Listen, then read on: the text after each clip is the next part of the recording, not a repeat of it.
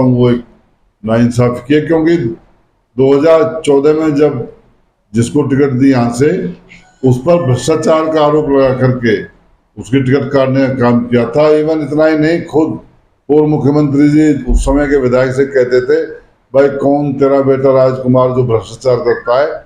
तो आज ऐसी क्या खासियत उसका उम्मीदवार में दिख गई, आज ऐसी क्या उन्होंने दिखी। हाँ, एक चीज मैं आपसे कहूंगा, उन्होंने मेरे से पहले जब 2014 से 19 तक विधायक रहे, सोहना विधानसभा में मैं समझता हूँ जितने अवैध कॉलोनियां, जितने भूमि घोटाले, इवन उस परिवार के खिलाफ एफआईआर तक सोहना शहर में दर्ज हुई है। गरीब परिवार, तो हमें टिकट में आज लोगों की आवाज ऊपर तक गई है।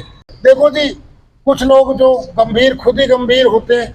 पूरे मेरी जीवन की, मेरी 70 साल की उम्र होगी, इस 70 साल की उम्र में कोई एक आदमी, कोई एक बच्चा, कोई एक नौजवान, कोई गरीब, कोई किसान, मजदूर, कोई एक आदमी तो लिया जो मेरे खिलाफ आरोप लगा दे।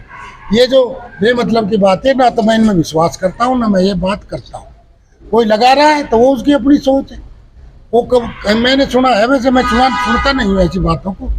ये करी कलोन एक भी कहीं एक रजिस्ट्री पे किसी मेरे एफिडेविट पे साइन मिल जाए, कहीं एक एकड़ जमीन के, एक कनाल जमीन में भी कहीं मिल जाए, कहीं किसी को एक गज जमीन हमने दबाई हो उसको कहीं मिल जाए आरोप, तो मैं बैठा हूँ ना, जवाब दूंगा। तो सर आरोप बेबुनियाद है, बिल्कुल निराधार आरोप, झूठे हैं।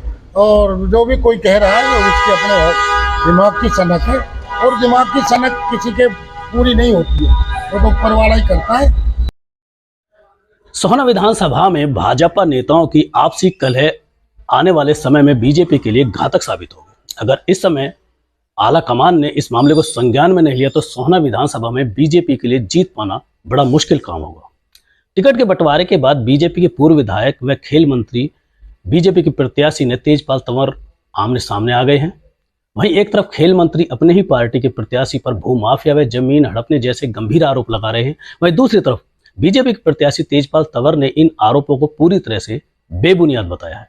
वहीं रविवार को खेल मंत्री संजय सिंह एक महापंचायत करके अपनी चुनावी ताल ठोकने जा रहे हैं। हालांकि अभी कांग्रेस ने अभी अपने इस इलाके से कोई उम्मीदवार घोषित नहीं किया है, लेकिन उससे पहले बीजेपी में आपसी कलह बढ़ती जा रही है, जो आने वाले समय में बीजेपी के लिए घातक साबित होगी।